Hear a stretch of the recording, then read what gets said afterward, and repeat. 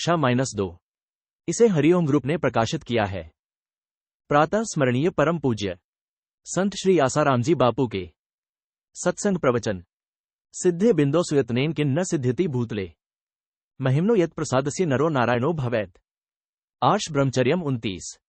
योगी हो या भोगी, सबको संयम की आवश्यकता होगी। निवेदन।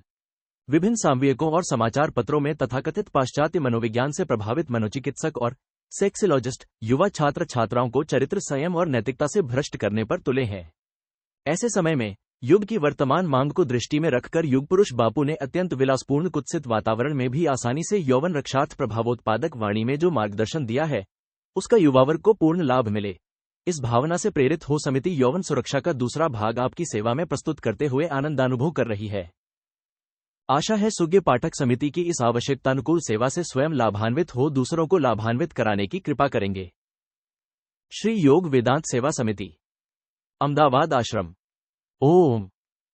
यौवन का मूल संयम सदाचार। महर्षि सनसुजात ने महाराज धृतराष्ट्र के समक्ष ब्रह्मचर्य के महात्म्य का वर्णन करते हुए कहा है, नैतद ब्रह्म त्वर्माणेन लभ्यम यन्मा पृच्छन्ति हृष्यति। बुद्धो विलीने मनसी प्रचित्या विद्या ही सा ब्रह्मचर्येण लभ्या। राजन, आपने मुझसे जो ब्रह्मविद्या के विषय में पूछा, वह त्वरायुक्त मानव को लभ्य नहीं है।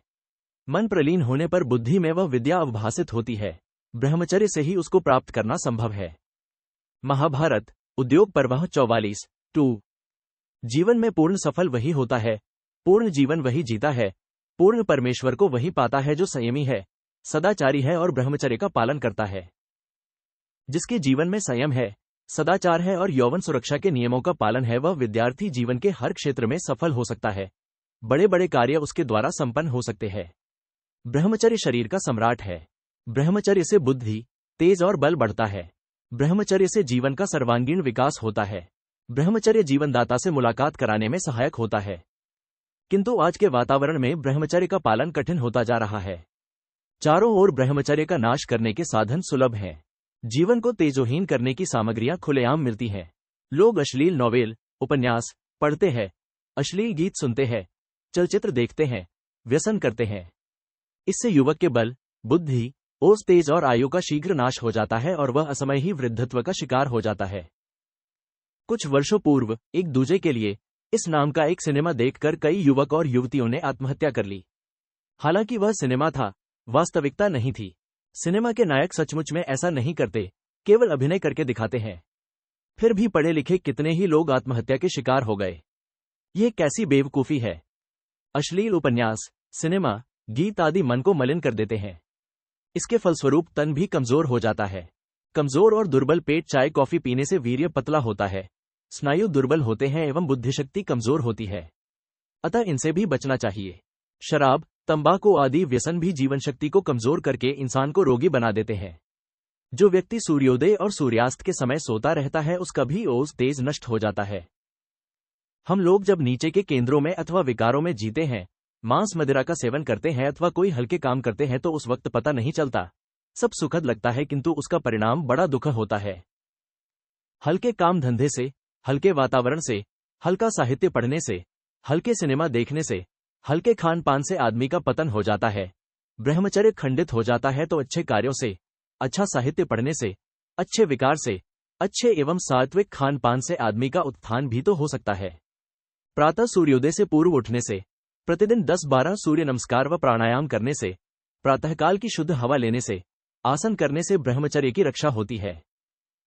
चाय कॉफी की जगह ऋतु के अनुकूल फलों का सेवन अच्छा स्वास्थ्य लाभ तो देता ही है, शरीर को पुष्ट भी करता है। सात्विकी एवं अल्प आहार भी ब्रह्मचर्य की रक्षा में सहायक है। कम खाने का मतलब यह नहीं कि तुम 200 ग्राम खाते हो तो 150 ग्राम खाओ। नहीं, यदि तुम 1 किलो पचा सकते हो और विकार उत्पन्न नहीं होता तो 190 ग्राम खाओ। किंतु तुम पचा सकते हो 200 ग्राम, तो 210 ग्राम मत खाओ।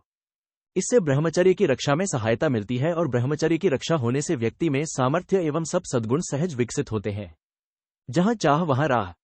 जहां मन की गहरी चाह होती है, आदमी वहीं पहुंच जाता है। अच्छे कर्म, अच्छा संग करने से हमारे अंदर अच्छे विचार पैदा होते हैं, हमारे जीवन की अच्छी यात्रा होती है, और बुरे कर्म, बुरा संग करने से बुरे विचार उत्पन्न होते हैं एवं जीवन अधोगति की ओर चला जाता है।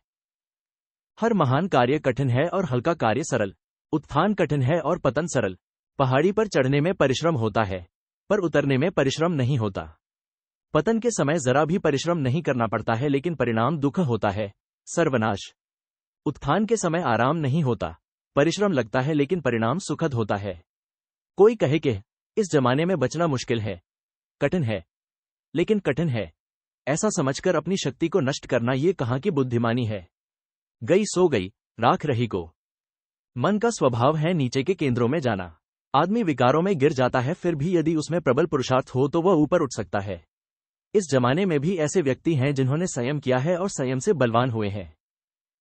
पुरुषार्थ से सब संभव है, लेकिन कठिन है, कठिन है। ऐसा करके कठिनता को मानसिक सहमति दे देते हैं तो हमारे जीवन में कोई प्रगति नहीं होती है। ध्रुव ने यदि सोचा होता कि प्रभु प्राप्ति कठिन है, तो ध्रुव को प्रभु नहीं मिलते। प्रहलाद ने यदि सोचा होता कि भगवत दर्शन कठिन है, तो उसके लिए भगवत प्राप्ति कठिन हो जाती। हम किसी कार्य को जितना कठिन है ऐसा समझते हैं, वह कार्य उतना ही कठिन हो जाता है, लेकिन हम कठिन को न समझकर पुरुषार्थ करते हैं तो सफल भी हो सकते हैं।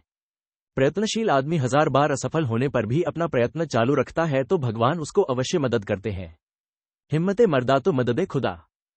नष्ट भ्रष्ट निस्तेज जीवन की कगार पर पहुंचे हुए कई युवक युवतियों को किन्हीं पुण्यात्मा साधकों के द्वारा आश्रम से प्रकाशित यौवन सुरक्षा, पुरुषार्थ परम देव, योग यात्रा पुस्तकें पढ़ने को मिली तो उनका जीवन बदल गया। ऐसे कई युवक युवतियां हैं। दिल्ली के शेखर भाई, राजू भाई को तो लाखों लोग जानते हैं। यौवन सुरक्षा पुस्तक ने उनका जीवन बदल दिया। युवाधन को बनाने के लिए, देश के भावी नागरिकों को तेजस्वी बनाने के लिए आश्रम से जुड़े हुए सभी पुण्यात्मा अपने अपने इलाकों में व्यक्तिगत रूप से युवक युवतियों को यौवन सुरक्षा पुस्तक 5 बार पढ़ने के लिए प्रोत्साहित करें। यह छोटा सा दिखने वाला काम अपने आप में एक बहुत बड़ा पुण्य कार्य है। एक युवक या युवती की जिंदगी चमकी तो पूरा परिवार और पड़ोस भी लाभान्वित होगा। हे विद्यार्थी, ईश्वर की असीम शक्ति तेरे साथ जुड़ी है। तू कभी अपने को अकेला मत समझना। तेरे दिल में दिलबर और गुरु का ज्ञान दोनों साथ है। परमात्मा तत्व और गुरु तत्व की चेतना, इन दोनों का सहयोग लेते हुए विकारों एवं नकारात्मक चिंतन को कुचलते हुए स्नेह और साहस से आगे बढ़ते जाना।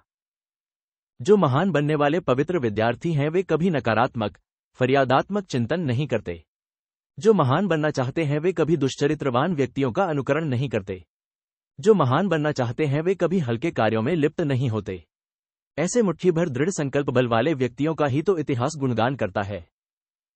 हे विद्यार्थी, तू दृढ़ संकल्प करके एक सप्ताह के लिए व्यर्थ का इधर उधर समय नहीं गंवाऊंगा। अगर युवक है तो संकल्प करे कि किसी भी युवती की तरफ विकारी भाव से निगाह नहीं उठाऊंगा। अगर युवती है तो संकल्प करे कि किसी भी युवक की तरफ विकारी भाव से निगाह नहीं उठाऊंगी। अगर देखना ही पड़े या बात करनी ही पड़े तो संयम को, पवित्रता को, गुरु को या भगवान को सर्वत्र उपस्थित समझकर फिर बात करो। हे विद्यार्थी, तेरे जीवन के इस ओज को तू अभी से सुरक्षित कर दे। हे वत्स, जैसे बीज में वृक्ष छुप, अरु चकमक में आग। तेरा प्रभु तुझ में है, जाग सके तो जाग। जो विद्यार्थी प्रतिदिन भगवान का ध्यान करता है उसकी बुद्धि जरूर तेजस्वी होती है। जो विद्यार्थी प्रतिदिन मौन रहने का अभ्यास करता है उसका मनोबल बढ़ता है। जो विद्यार्थी आहार विहार का ध्यान रखता है उसका तन तंदुरुस्त रहता है। जो विद्यार्थी माता पिता और गुरुजनों की प्रसन्नता के लिए कार्य करता है वह विद्यार्थी आगे चलकर एक श्रेष्ठ मनुष्य, एक श्रेष्ठ नागरिक और एक श्रेष्ठ साधक होकर अपने साध्य को भी पा लेता है। आयुर्वेद के निष्णात वैद्य शिरोमणि धन्वंतरी महाराज के शिष्यों ने उनसे पूछा, हे गुरुदेव, आपकी शिक्षा, आपके उपदेश एवं आपके दिव्य गुणों को हम अपने जीवन में आसानी से कैसे उतारें? इसका कोई सरल, सचोट एवं सुगम उपाय बताने की कृपा करें। धन्वंतरी, हे मेरे प्यारे शिष्यों, सारी विद्याओं, सारी योग्यताओं एवं सारे सद्गुणों को प्रगटाने वाला, सींचने वाला और बढ़ाने वाला गुण है ब्रह्मचर्य। तुम ब्रह्मचर्य व्रत की महिमा जितनी समझोगे, तुम जितना सदाचारी और दिखावा रहित सेवाभावी जीवन बिताने का दृढ़ संकल्प करोगे, उतनी ही तुम्हारी आत्मशक्ति विकसित होगी। ब्रह्मचर्य व्रत वह रत्न है, वह अमृत की खान है जो जीवात्मा को परमात्मा से मिला देती है। यदि तुम यौवन सुरक्षा के नियमों को समझकर उसका पालन करोगे तो तुम आयुर्वेद में तो सफल होंगे ही, आत्मा परमात्मा को पाने में भी सफल हो जाओगे। हे मेरे विद्यार्थियों, तुम भी हल्के विद्यार्थियों का अनुकरण मत करना, वरन तुम तो संयमी सदाचारी महापुरुषों के जीवन का अनुकरण करना। उनके जीवन में कितनी विघ्न बाधाएं आई फिर भी वे लगे रहे। मीरा के जीवन में कितनी विघ्न बाधाएं आई फिर भी मीरा लगी रही। ध्रुव प्रहलाद के जीवन कितना प्रलोभन और बाधाएं आई, फिर भी वे लगे रहे। तुम भी उन्हीं का अनुकरण करना। हजार हजार विघ्न बाधाएं आ जाए फिर भी जो संयम का, सदाचार का, सेवा का, ध्यान का, भगवान की भक्ति का रास्ता नहीं छोड़ता वह जीते जी मुक्तात्मा, महान आत्मा, परमात्मा के ज्ञान से संपन्न सिद्धात्मा जरूर हो जाता है और अपने कुल खानदान का भी कल्याण कर लेता है। तुम ऐसे कुल दीपक बनना। हरि ओम। ओम ओम ओम। बल हिम्मत, दृढ़ संकल्प शक्ति का विकास, पवित्र आत्मशक्ति का विकास। ओम ओम। बाहर का जीवन भले सीधा सादा हो लेकिन जिसने यौवन काल में अपने यौवन की सुरक्षा की है वह चाहे जो भी संकल्प करे और उसमें लगा रहे तो देर सबेर वह समता के सिंहासन पर पहुंच जाता है और अपने परमात्मा प्राप्ति रूप लक्ष्य को प्राप्त कर ही लेता है। वह चाहे तो अविनाशी पद को पाकर मुक्त भी हो सकता है। फिर तो जिस पर उसकी नजर पड़ेगी वह भी धर्मात्मा होकर अपने कुल का उद्धार कर सकता है, इतना वह महान हो सकता है। नेपोलियन, सीजर और सिकंदर से भी तुम हजार गुना आगे जा सकते हो। ऐसा आत्मा परमात्मा का बल तुम में छुपा हुआ है वत्स। धन्वंतरी महाराज ने अपने शिष्यों से कहा, हे वत्सो, तुमको जीवन के किसी भी क्षेत्र में सफल होना हो तो उसके दो सूत्र हैं, यौवन सुरक्षा और सदाचार। ये दो ऐसे हथियार हैं जो हर क्षेत्र में विजय दिलवा देंगे। अगर इन दोनों चीजों से गिरे तो फिर चाहे तुम्हारे पास कितनी भी संपत्ति हो, कितने भी प्रमाण पत्र हो, फिर भी एक मजदूर की नाई जीवन की गाड़ी घसीटते घसीटते मर जाओगे। अतः आज तक जो हो गया सो हो गया, जो बीत गया सो बीत गया। आज के बाद दृढ़ संकल्प करो कि यौवन सुरक्षा और पुरुषार्थ परमदेव पुस्तक के 1-2 पृष्ठ रोज पढ़ेंगे। फिर देखो तुम्हारा जीवन कितना महान हो जाता है। जैसे पक्षी 2 पंखों से उड़ान भरता है, मनुष्य 2 पैरों से चलता है, वैसे ही तुम भी संयम और सदाचार इन 2 पंखों से उड़ान भरकर अपने लक्ष्य तक पहुंचने में सफल हो जाओगे। स्वप्न में भी यदि बुरे विचार आ जाए तो हरि ओम ओम ओम की गदा मारकर उन्हें भगा देना। मैं भगवान का हूं, भगवान मेरे हैं, मेरे साथ परमेश्वर हैं, मेरे साथ गुरुदेव की कृपा है। ऐसा विचार करोगे तो बड़ी मदद मिलेगी। गुरु का सानिध्य एवं मार्गदर्शन पाकर विषय विकारों से, विघ्न बाधाओं से छुटकारा पा सकते हो। शाबाश वीर, शाबाश, उठो, हिम्मत करो, हताशा निराशा को परे फेंको। असंभव कुछ नहीं, सब संभव है। वह कौन सा उग्ड है जो हो नहीं सकता? तेरा जीना चाहे तो हो नहीं सकता। छोटा सा कीड़ा पत्थर में घर करे, इंसान क्या दिले दिलब में घर न करे। परमात्मा तुम्हारे साथ है, परमात्मा की शक्ति तुम्हारे साथ है, सद्गुरु की कृपा तुम्हारे साथ है, फिर किस बात का भय? कैसी निराशा, कैसी हताशा, कैसी मुश्किल हो जाए ऐसा खजाना तुम्हारे पास है। संयम और सदाचार, ये 2 सूत्र अपना लो बस। अनुक्रम। ओम। ब्रह्मचर्य का अर्थ। ब्रह्मचर्य का अर्थ है सभी इंद्रियों पर काबू पाना। ब्रह्मचर्य में 2 बातें होती हैं, ध्येय उत्तम होना, इंद्रियों और मन पर अपना नियंत्रण होना। ब्रह्मचर्य में मूल बात यह है कि मन और इंद्रियों को उचित दिशा में ले जाना है। ब्रह्मचर्य बड़ा गुण है, वह ऐसा गुण है जिससे मनुष्य को नित्य मदद मिलती है और जीवन के सब प्रकार के खतरों में सहायता मिलती है। ब्रह्मचर्य आध्यात्मिक जीवन का आधार है। आज तो आध्यात्मिक जीवन गिर गया है, उसकी स्थापना करनी है। उसमें ब्रह्मचर्य एक बहुत बड़ा विचार है। अगर ठीक ढंग से सोचें तो गृहस्थाश्रम भी ब्रह्मचर्य के लिए ही है। शास्त्रकारों के बताए अनुसार ही अगर वर्तन किया जाए तो गृहस्थाश्रम भी ब्रह्मचर्य की साधना का एक प्रकार हो जाता है। पृथ्वी को पाप का भार होता है, संख्या का नहीं। संतान पाप से बढ़ सकती है, पुण्य से भी बढ़ सकती है। संतान पाप से घट सकती है, पुण्य से भी घट सकती है। पुण्य मार्ग से संतान बढ़ेगी या संतान घटेगी तो नुकसान नहीं होगा। पाप मार्ग से संतान बढ़ेगी तो पृथ्वी पर भार होगा और पाप मार्ग से संतान घटेगी तो नुकसान होगा। ये संतान निरोध के कृत्रिम उपायों के अवलंबन से सिर्फ संतान ही नहीं रुकेगी, बुद्धिमत्ता भी रुकेगी। ये जो सर्जन शक्ति, क्रिएटिव एनर्जी है, जिसे हम वीर्य कहते हैं, मनुष्य उस निर्माण शक्ति का दुरुपयोग करता है। उस शक्ति का दूसरी तरफ जो उपयोग हो सकता था उसे विषय उपभोग में लगा दिया। विषय वासना पर जो अंकुश रहता था वह नहीं रहा। संतान उत्पन्न न हो ऐसी व्यवस्था करके पति पत्नी विषय वासना में व्यस्त रहेंगे तो उनके दिमाग का कोई संतुलन नहीं रहता। ऐसी हालत में देश तेजोहीन बनेगा, ज्ञान तंतु भी क्षीण होंगे, प्रभा भी कम होगी, तेजस्विता भी कम होगी। आज मानव समाज में सेक्स का ऊधम मचाया जा रहा है। मुझे इसमें युद्ध से भी ज्यादा भय मालूम होता है। अहिंसा को हिंसा का जितना भय है उससे ज्यादा काम वासना का है। कमजोरों की जो संतानें पैदा होती हैं वे भी निर्वीर्य या निकम्मी होती हैं। जानवरों में भी देखा गया है, शेर के बच्चे कम होते हैं, बकरी के ज्यादा। मजबूत जानवरों में विषयवासना कम होती है, कमजोरों में ज्यादा। इसीलिए ऐसा वातावरण निर्माण किया जाए जो संयम के अनुकूल हो। समाज में पुरुषार्थ बढ़ाएं, साहित्य सुधारें और गंदा साहित्य, गंदे सिनेमा रोकें। अनुक्रम। ब्रह्मचर्य का रहस्य। एक बार ऋषि दयानंद से किसी ने पूछा, आपको कामदेव सताता है या नहीं? उन्होंने उत्तर दिया, हाँ वह आता है, परंतु उसे मेरे मकान के बाहर ही खड़े रहना पड़ता है क्योंकि वह मुझे कभी खाली ही नहीं पाता। ऋषि दयानंद कार्य में इतने व्यस्त रहते थे कि उन्हें सामान्य बातों के लिए फुर्सत ही नहीं थी। यही उनके ब्रह्मचर्य का रहस्य था। हे युवानों, अपने जीवन का एक क्षण भी व्यर्थ न गवाओ। स्वयं को किसी न किसी दिव्य सत्प्रवृत्ति में संलग्न रखो। व्यस्त रहने की आदत डालो। खाली दिमाग शैतान का घर। निठले व्यक्ति को ही विकार अधिक सताते हैं। आप अपने विचारों को पवित्र, सात्विक व उच्च बनाओ। विचारों की उच्चता बढ़ाकर आप अपनी आंतरिक दशा को परिवर्तित कर सकते हो। उच्च व सात्विक विचारों के रहते हुए राजसी व हल्के विचारों व कर्मों की दाल नहीं गलेगी। सात्विक व पवित्र विचार ही ब्रह्मचर्य का आधार है। ओम। विवाहित युवक युवतियों के लिए। प्रत्येक नवविवाहित युवक युवती को डॉक्टर कोवन की निम्न पंक्तियां अवश्य ध्यान में रखनी चाहिए। नई शादी करके पुरुष तथा स्त्री विषय भोग की दलदल में जा धंसते हैं। विवाह के प्रारंभ के दिन तो मानो व्यभिचार के दिन होते हैं। उन दिनों ऐसा जान पड़ता है जैसे विवाह जैसी उच्च तथा पवित्र व्यवस्था भी मनुष्य को पशु बनाने के लिए ही गढ़ी गई हो। ए नवविवाहित दंपति, क्या तुम समझते हो कि यह उचित है? क्या विवाह के पर्दे में छिपे इस व्यभिचार से तुम्हें शांति, बल तथा स्थायी संतोष मिल सकते हैं? क्या इस व्यभिचार के लिए छुट्टी पाकर तुम में प्रेम का पवित्र भाव बना रह सकता है? देखो, अपने को धोखा मत दो। विषय वासना में इस प्रकार पड़ जाने से तुम्हारे शरीर और आत्मा दोनों गिरते हैं। और प्रेम तो, ये बात गांठ बांध लो, उन लोगों में हो ही नहीं सकता जो संयमहीन जीवन व्यतीत करते हैं। नई शादी के बाद लोग विषय में बह जाते हैं, परंतु इस अंधेपन में पति पत्नी का भविष्य, उनका आनंद, बल, प्रेम खतरे में पड़ जाता है। संयमहीन जीवन से कभी प्रेम नहीं उपजता।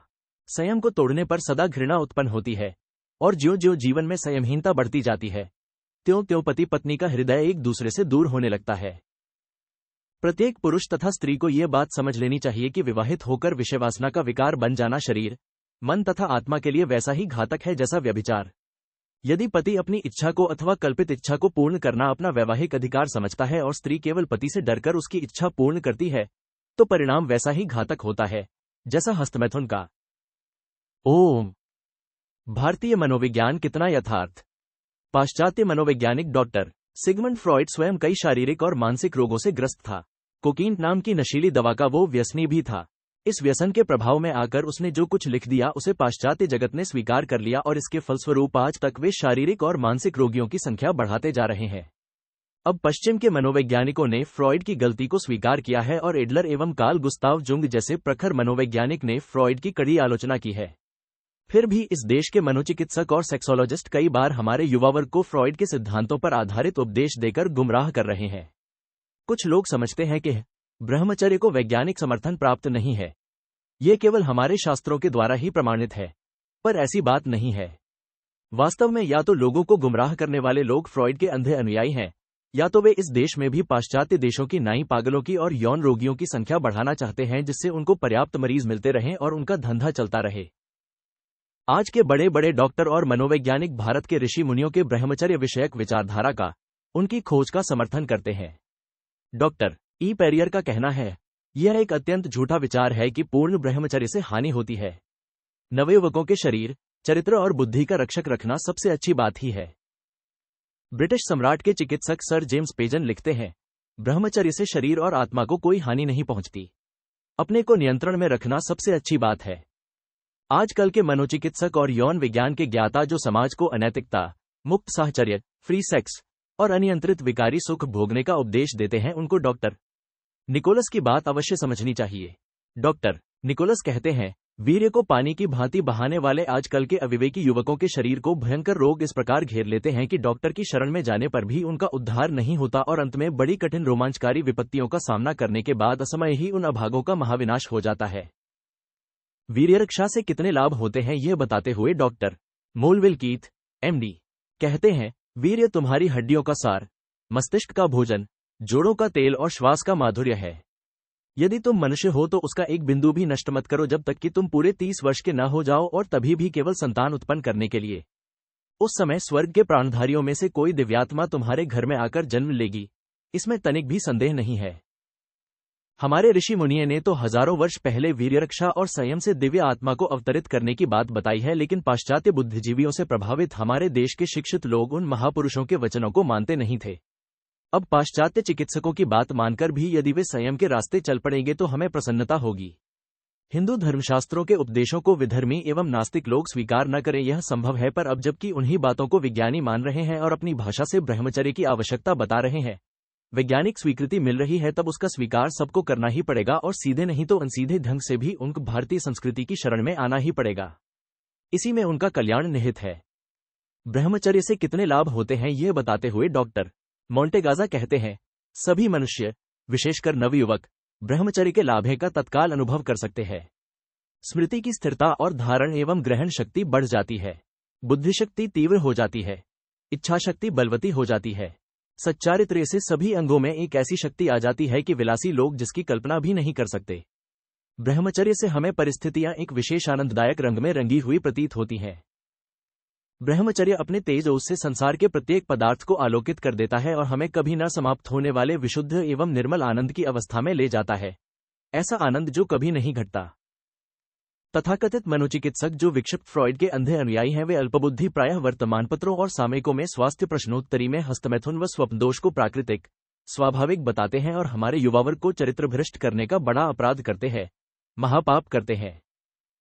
डॉक्टर केलाग महोदय लिखते हैं, मेरी सम्मति में मानव समाज को प्लेग, चेचक तथा इस प्रकार की अन्य व्याधियों एवं युद्ध से इतनी हानि नहीं पहुंचती जितनी हस्तमैथुन तथा इस प्रकार के अन्य घृणित महापातकों से पहुंचती है।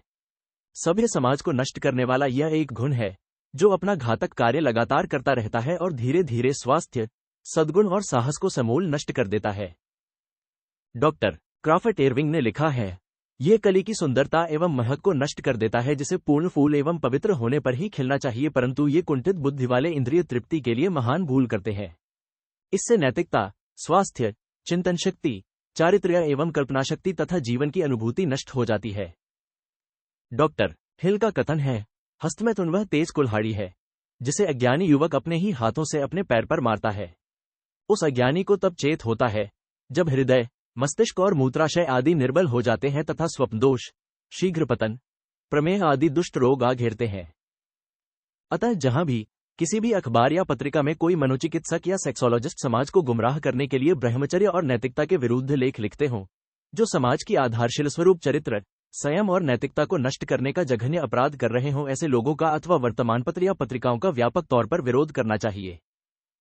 बड़े बड़े महानगरों के रेलवे स्टेशनों पर जब गाड़ी पहुंचती है तब दीवारों पर विज्ञापन लिखे हुए दिखते हैं, खोई हुई शक्ति को पुनः प्राप्त करें, संतान प्राप्ति के इच्छुक संपर्क करें, शीघ्र पतन और नपुंसकता से ग्रस्त लोग संपर्क करें।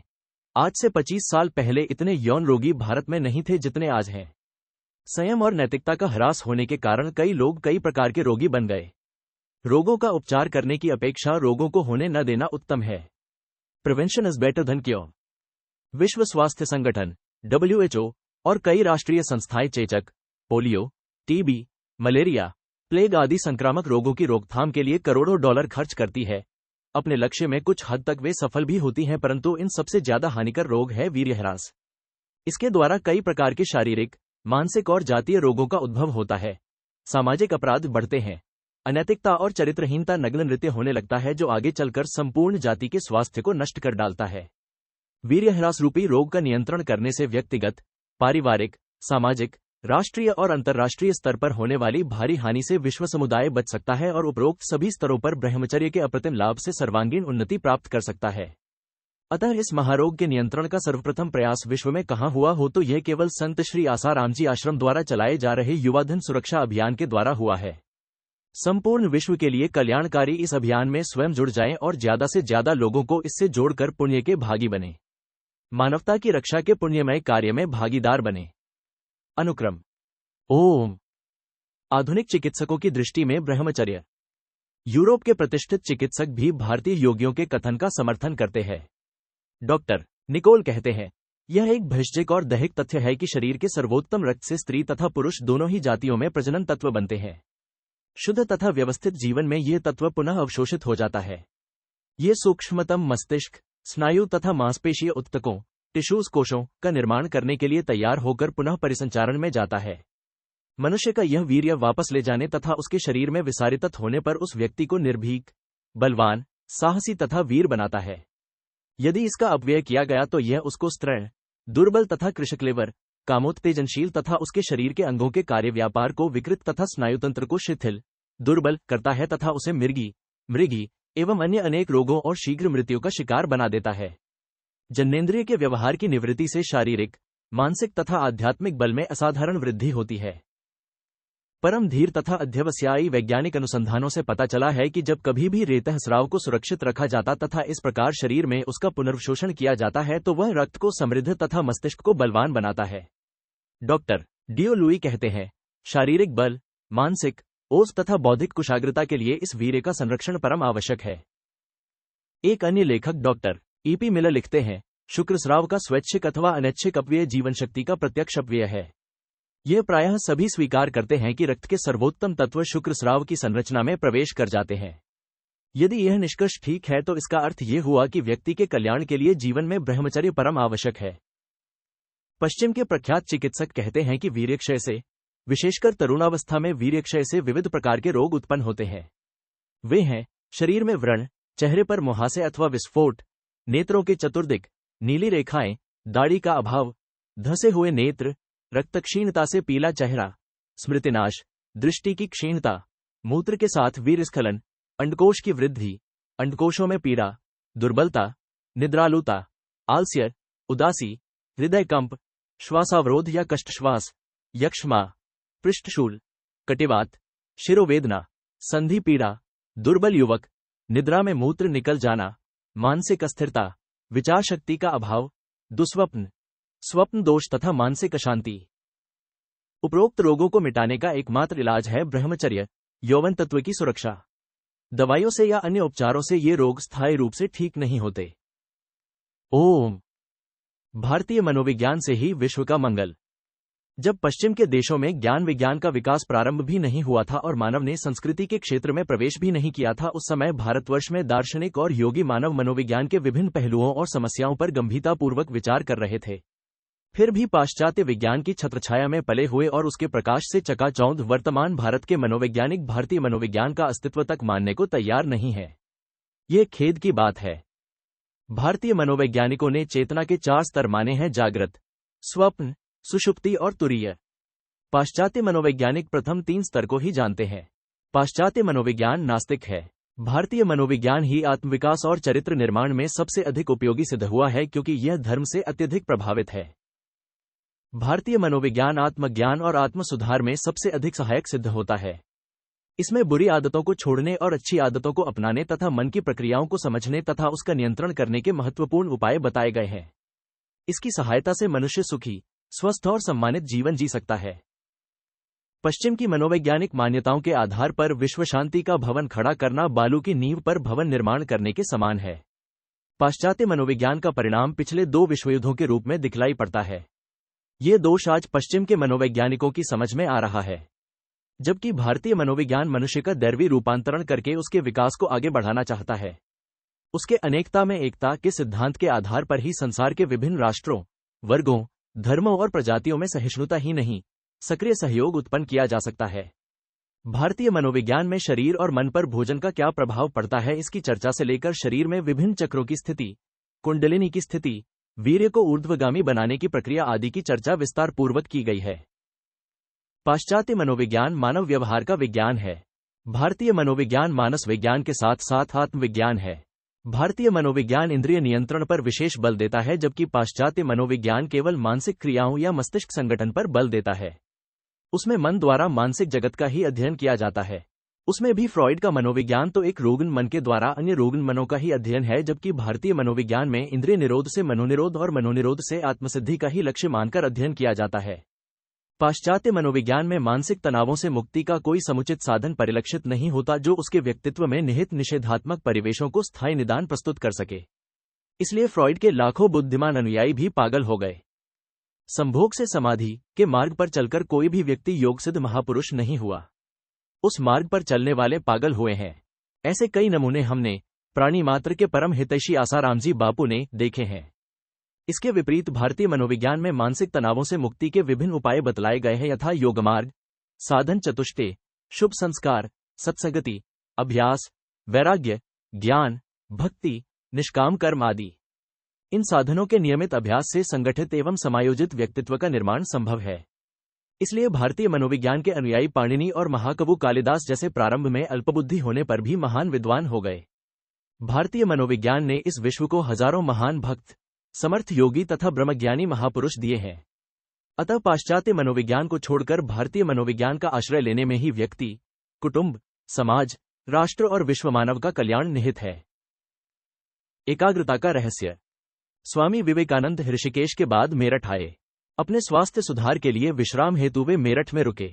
विवेकानंद जी को अध्ययन का अत्यंत शौक था। अध्यात्म एवं दर्शनशास्त्र की पुस्तकें वे बड़े चाव से पढ़ते थे। उनके एक शिष्य अखंडानंद जी उनके लिए स्थानीय पुस्तकालय से पुस्तकें ले आया करते थे। एक बार विवेकानंद जी ने प्रसिद्ध विचारक एवं दार्शनिक सर जॉन लबाक की पुस्तकें पढ़ने हेतु मंगवाईं। उन्होंने एक ही दिन में सब पुस्तकें पढ़ लीं। दूसरे दिन अखंडानंद जी वे पुस्तकें जमा करवाने ले गए, तब ग्रंथपाल को विस्मय हुआ, क्योंकि पिछले कई दिनों से अखंडानंद जी बड़ी बड़ी पुस्तकें पढ़ने के लिए ले जाते एवं दूसरे दिन पुनः जमा करवा देते। ग्रंथपाल ने अखंडानंद जी से पूछा, महाशय, आप पुस्तकें पढ़ते हैं या केवल उनके पन्ने पलटकर ही वापस कर देते हैं? प्रतिदिन मुझसे अलग अलग पुस्तकें धुंधवाकर मेरा दम निकाल देते हैं। ये बात स्वामी विवेकानंद के पास पहुंची, तब वे स्वयं पुस्तकालय में आए एवं उन्होंने विनम्रतापूर्वक ग्रंथपाल से कहा, अखंडानंद जी प्रतिदिन मेरे लिए पुस्तकें लाते हैं। मैं पुस्तकें पूरी की पूरी पढ़कर दूसरे दिन उन्हें जमा कराने के लिए वापस भेजता हूं। क्या आपको शंका होती है कि मैं पढ़े बिना ही पुस्तकें वापस भेजता हूं? ग्रंथपाल ने कहा, स्वामी जी, सर जॉन लबाक जैसे गहन तत्वचिंतक की पुस्तकें एक ही दिन में कैसे पढ़ी जा सकती हैं? इसे मैं नहीं मानता। स्वामी विवेकानंद जी ने कहा, मैंने एक ही दिन वे सब पुस्तकें पढ़ डाली हैं, फिर भी आपको शंका हो तो उनकी पुस्तकों में से चाहे जिस विषय पर मुझसे कोई भी प्रश्न पूछ सकते हैं। ग्रंथपाल के दिमाग में यह बात नहीं उतर पाई। विवेकानंद जी वास्तव में पुस्तकें पढ़ते हैं कि नहीं, इसकी जांच करने के लिए ग्रंथपाल उन पुस्तकों में से एक के बाद एक प्रश्न पूछने लगा। विवेकानंद जी फटाफट उनके उत्तर देने लगे। इतना ही नहीं, प्रश्न का उत्तर पुस्तक के किस पृष्ठ पर है, ये भी बताने लगे। ग्रंथपाल उन्हें फटी आंखों देखता रह गया। वह अत्यंत आश्चर्य में डूब गया। विवेकानंद जी की मेधावी स्मृतिशक्ति एवं उनके ज्ञान के प्रति उसे असीम श्रद्धा हुई। उसने प्रणाम करके कहा, स्वामी जी, आपकी बात को सत्य माने बिना आपके साथ मैंने जो संशययुक्त व्यवहार किया, उसके बदले में क्षमा मांगता हूं। वास्तव में आप कोई महान योगी पुरुष हैं, परंतु मुझे ये समझाइए कि इतनी शीघ्रता से पुस्तकें पढ़कर उसे आप अक्षरशः याद कैसे रख लेते हैं? विवेकानंद जी ने कहा, यह तो बिल्कुल सामान्य बात है। छोटा बालक पहले एक एक अक्षर अलग अलग करके पढ़ता है, फिर समझदार होता है तब पूरे शब्द पढ़ता है, बाद में पूरे वाक्य फटाफट पढ़ लेता है। पढ़ा हुआ पाठ याद रखने के लिए एकाग्रता की आवश्यकता है। एकाग्रता प्राप्त करने के लिए इंद्रिय संयम चाहिए। संयम न हो तो मन की शक्तियां बिखर जाती हैं, और इन सबकी नींव में सबसे महत्वपूर्ण साधना है ब्रह्मचर्य। भैया, ये सब ब्रह्मचर्य से ही संभव बनता है। आपको मेरी स्मरण शक्ति चमत्कारिक लगती है, परंतु इसमें कुछ भी चमत्कार नहीं है। ये सब ब्रह्मचर्य का ही प्रताप है। इसका पूरा यश ब्रह्मचर्य को ही जाता है। विवेकानंद जी की बात सुनकर ग्रंथपाल के हृदय में उनके प्रति अहोभाव जाग उठा। वह स्वामी जी के चरणों में नतमस्तक होकर उनका भक्त बन गया। ओम। ब्रह्मचर्य की समझ। जब स्वामी विवेकानंद जी विदेश में थे, तब ब्रह्मचर्य की चर्चा छिड़ने पर उन्होंने कहा, कुछ दिन पहले एक भारतीय युवक मुझसे मिलने आया था। वह करीब 2 वर्ष से अमेरिका में ही रहता है। वह युवक ब्रह्मचर्य का पालन बड़ी चुस्ततापूर्वक करता है। एक बार वह बीमार हो गया तो वहां के डॉक्टर को बताया। तुम जानते हो डॉक्टर ने उस युवक को क्या सलाह दी? कहा, ब्रह्मचर्य प्रकृति के नियम के विरुद्ध है, अतः ब्रह्मचर्य का पालन करना उसके स्वास्थ्य के लिए हितकर नहीं है। उस युवक को बचपन से ही ब्रह्मचर्य पालन के संस्कार मिले थे। डॉक्टर की ऐसी सलाह से वह उलझन में पड़ गया। वह मुझसे मिलने आया एवं सारी बातें बताईं। मैंने उस युवक को समझाया, तुम जिस देश के वासी हो वह भारत आज भी अध्यात्म के क्षेत्र में विश्व गुरु के पद पर आसीन है। अपने देश के ऋषि मुनियों के उपदेश पर तुम्हें ज्यादा विश्वास है कि ब्रह्मचर्य को जरा भी न समझने वाले पाश्चात्य जगत के डॉक्टर पर। हमारे ऋषि मुनि ब्रह्मचर्य रक्षा से ही परम पद की यात्रा करने में समर्थ बने हैं। ब्रह्मचर्य को प्रकृति के नियम के विरुद्ध कहने वालों को ब्रह्मचर्य शब्द के अर्थ का भी पता नहीं है। ब्रह्मचर्य के विषय में ऐसे गलत ख्याल रखने वालों के प्रति एक ही प्रश्न है कि आप में और पशुओं में क्या अंतर है? युवकों, हजारों वर्ष तक तपस्या करके, सात्विक आहार करके, गिरी कंदराओं में साधना करके प्रकृति के सूक्ष्माति सूक्ष्म रहस्यों की खोज करने वाले हमारे ऋषियों की समझ ठोस है। सत्य की नींव पर आधारित है। उसमें विश्वास रखो, श्रद्धा रखो। देखो, मन को प्रबल बनाना हो तो पहले पवित्रता क्या चीज है, इसे खूब सूक्ष्मता से समझना होगा। मन को पवित्र विचारों से सराबोर रखने से मनोबल बढ़ता है। मन जितना विकारी विचारों से घिरा रहता है उतना वह निर्बल होता जाता है। इसलिए जीवन में ब्रह्मचर्य का पालन अनिवार्य है। ब्रह्मचर्य विकारी वासनाओं का नाश कर देता है। ब्रह्मचर्य का पालन व्यक्ति को उन्नत विचारों के उत्तुंग शिखरों पर प्रस्थापित कर देता है। कईयों को ब्रह्मचर्य का पालन कठिन लगता है। उनके लिए मेरी सलाह है कि विकारी विचारों को शुद्ध एवं पवित्र विचारों से काटने के अभ्यास से उसमें बहुत सफलता मिलती है। स्त्री मात्र को माता, पुत्री अथवा बहन के रूप में देखने की आदत बना लेने से कामवासना के विचार शांत हो जाते हैं। भारतीय संस्कृति में माता, पुत्री एवं बहन के संबंधों को अत्यंत पवित्र माना जाता है। जब मन में ऐसी पवित्र भावना रखकर स्त्री की तरफ नजर डालोगे तो विकार तुम्हें कभी नहीं सताएंगे। ब्रह्मचर्य सभी अवस्थाओं में विद्यार्थी, गृहस्थी अथवा साधु सन्यासी के लिए अत्यंत आवश्यक है। सदाचारी एवं संयमी व्यक्ति ही जीवन के प्रत्येक क्षेत्र में सफलता प्राप्त कर सकता है। इस प्रकार स्वामी जी जब अमेरिका के साधकों को ब्रह्मचर्य, सदाचार एवं संयम की महिमा समझा रहे थे, तब पाश्चात्य जगत के डॉक्टरों की समझ कितनी गलत थी, उन्होंने ये भी बता दिया। ओम। संयम की शक्ति। स्वामी विवेकानंद अपने कुछ शिष्यों को वासना का क्षय करने एवं जितेंद्रिय बनने के लिए निर्देश दे रहे थे। मन को काम से हटाकर राम में लगाना अत्यंत आवश्यक है, ऐसा वे उन्हें समझा रहे थे कि एक साधक ने पूछा, स्वामी जी, आप कहते हैं कि मन को काम से हटाकर राम में लगाना चाहिए। यह कहना तो बहुत सरल है परंतु इसे जीवन में उतारना अत्यंत कठिन लगता है। आप कोई ऐसी युक्ति बताएं कि जिससे मन में कामवासना उठे ही नहीं, वह काम का विचार ही छोड़ दे एवं भगवत चिंतन करता रहे। स्वामी जी, तुम्हारी बात सच है कि मन को कामवासना से हटाना बहुत कठिन है, लेकिन उसे एक बार भी वश कर लोगे तो वह जिंदगी भर तुम्हारे कहने में चलेगा।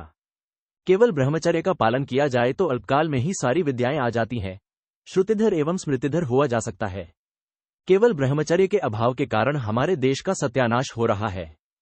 प्रजा के रूप में हम निर्बल होते जा रहे हैं एवं सच्ची मनुष्यता खोते जा रहे हैं, ऐसा स्वामी जी कहा करते थे। ब्रह्मचर्य के प्रभाव से मन की एकाग्रता एवं स्मरण शक्ति का तीव्रता से विकास होता है। स्वामी विवेकानंद अपनी यूरोप यात्रा के दौरान जर्मनी गए थे। वहां कील यूनिवर्सिटी के professor Paul Dussen Swami Vivekananda की अद्भुत याददाश्त देखकर दंग रह गए थे। तब स्वामी जी ने रहस्योद्घाटन करते हुए कहा था, ब्रह्मचर्य के पालन से मन की एकाग्रता हासिल की जा सकती है और मन की एकाग्रता सिद्ध हो जाए फिर अन्य शक्तियां भी अपने आप विकसित होने लगती हैं। संयम बड़ी चीज है। जो संयमी है, सदाचारी और अपने परमात्मा भाव में है, वही धर्मात्मा बनता है। जो विषय विलास में गर्काब हो जाता है, वही दुरात्मा बनता है। लेकिन जो संयम करके परब्रह्म परमात्मा को मैं रूप में जान लेता है, वह महान आत्मा हो जाता है, महात्मा हो जाता है। ब्रह्मचर्य का ऊंचे में ऊंचा अर्थ यही है, ब्रह्म में विचरण करना। जो ब्रह्म में विचरण करे, जिसमें जीवन भाव न बचे, वही ब्रह्मचारी है। जो मैं हूं वही ब्रह्म है और जो ब्रह्म है वही मैं हूं, ऐसा अनुभव जिसे हो जाए वही ब्रह्मचर्य की आखिरी ऊंचाई पर पहुंचा हुआ परमात्मा स्वरूप है, संत स्वरूप है। संयम की आवश्यकता सभी को है, चाहे बड़ा वैज्ञानिक हो या दार्शनिक, विद्वान हो या बड़ा उपदेशक, सभी को संयम की जरूरत है। स्वस्थ रहना हो तब भी ब्रह्मचर्य की जरूरत है, सुखी रहना हो तब भी ब्रह्मचर्य की जरूरत है और सम्मानित रहना हो तो भी ब्रह्मचर्य की जरूरत है। कोई चारों वेद पढ़कर कंठस्थ कर ले एवं उसका अर्थ भी समझ ले, उसके पुण्य को तराजू के एक पलड़े पर रखें और दूसरे पलड़े पर कोई अंगूठा छाप है लेकिन 8 प्रकार के मैथुन से बचा है, उसका पुण्य रखें तो ब्रह्मचारी का पलड़ा भारी होगा। वेद पढ़ना तो पुण्य है, कंठस्थ करना भी पुण्य है, लेकिन कोई भले अंगूठा छाप है किंतु संयमी है तो उसका पुण्य भी वेद पाठी से कम नहीं होता है, ये चतुर्वेदी से कम नहीं माना जाएगा। संयम ऐसी चीज है, ब्रह्मचर्य बुद्धि में प्रकाश लाता है, जीवन में ओज तेज लाता है। ब्रह्मचर्य ऊंची समझ लाता है कि अपनी आत्मा ब्रह्म है, उसको पहचानना ही हमारा लक्ष्य है। अगर ब्रह्मचर्य नहीं है तो गुरुदेव दिन रात ब्रह्मज्ञान का उपदेश देते हैं फिर भी टिकता नहीं। जो ब्रह्मचारी रहता है वह आनंदित रहता है, निर्भीक रहता है, सत्यप्रिय होता है, उसके संकल्प में बल होता है, उसका उद्देश्य ऊंचा होता है और उसमें दुनिया को हिलाने का सामर्थ्य होता है। स्वामी विवेकानंद को ही देखें, उनके जीवन में ब्रह्मचर्य था तो उन्होंने पूरी दुनिया में भारतीय अध्यात्म ज्ञान का ध्वज फहरा दिया था, भारत के दिव्य ज्ञान का डंका बजा दिया था। हे भारत की युवतियों व युवानों, तुम भी उसी गौरव को हासिल कर सकते हो यदि जीवन में संयम को अपना लो, सदाचार को अपना लो एवं समर्थ सद्गुरु का सान्निध्य पा लो तो तुम भी महान से महान कार्य करने में सफल हो सकते हो।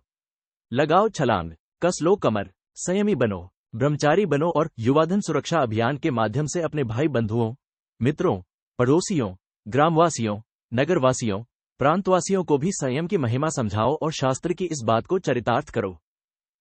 सवे भवन्तु सुखिनः सवे सन्तु निरामयः। सवे भद्राणि पश्यन्तु मा कश्चित् दुःखभाग् भवेत्। सभी सुखी हों, सभी निर्मल मानस वाले हों, सभी सबका मंगल देखें और दूसरों के दुख में सहभागी हों, दुख हरता हों। आत्मसंयम। जिसने जीव को नहीं जीता वह विषय वासना को नहीं जीत सकता। मन में सदा ये भाव रखें कि हम केवल शरीर के पोषण के लिए ही खाते हैं, स्वाद के लिए नहीं।